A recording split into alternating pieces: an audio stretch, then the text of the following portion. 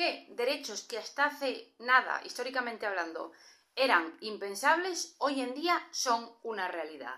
Vamos a hablar de la Constitución, de las leyes orgánicas y de los derechos fundamentales, pero todo esto también está relacionado con un artículo del Código Civil imprescindible, importantísimo.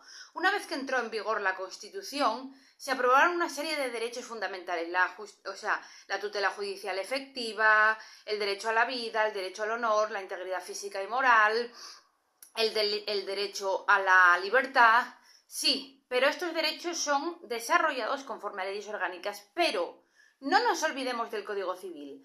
Hay un artículo muy importante en el Código Civil que dice que los derechos tienen que interpretarse y las normas tienen que aplicarse de acuerdo a la realidad social del momento que vivimos. Es decir, no es lo mismo la Edad Media, no es lo mismo el siglo XIX, que fue cuando se aprobó, cuando entró en vigor el Código Civil, que el siglo XX o el siglo XXI.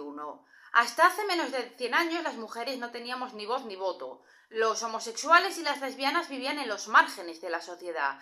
Las mujeres no podían ir a la universidad, no podían votar y no podían hacer prácticamente nada sin permiso de sus padres o de sus maridos. No podían sacarse el carnet de conducir, no podían trabajar, no podían cobrar su propio sueldo en el caso de que su marido les dejara trabajar y no podían hacer nada importante, ni siquiera viajar, si su marido no les daba el pasaporte. Pues gracias a los derechos fundamentales establecidos en la Constitución, esto ahora es una posibilidad. Pero vuelvo a repetir, ¿por qué cosas que una vez que se aprobó la Constitución seguían siendo ilegales, como por ejemplo la unión de dos personas del mismo sexo o el aborto, que cuando se aprobó la Constitución todavía no era legal, fueron legales? Primero, por el desarrollo de los derechos fundamentales a través de leyes orgánicas, por supuesto, y segundo, por lo que dice el artículo 3, que es muy importante. El artículo 3 y el artículo 7 del Código Civil son fundamentales, que dicen que las normas tienen que interpretarse y aplicarse teniendo en cuenta la realidad social del momento que estamos viviendo. La mentalidad que existe hoy en día no es la mentalidad que existía hace 100 años y menos hace 200. Y aunque haya personas que les gustaría volver al franquismo sin saber ni lo que fue el franquismo,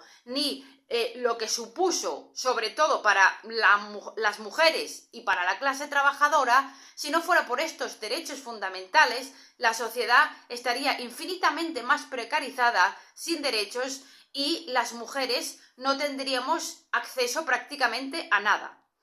Entonces, aparte de los derechos fundamentales, os invito a leeros el artículo 3 del Código Civil y ahí hallaréis la respuesta a por qué hay que tener en cuenta que la realidad del 2000, del 2010, del 2020, del 2025 no es lo mismo que la realidad que, desgraciadamente, imperaba en los años 40 y 50 y ya no digamos hace 200 o 300 años.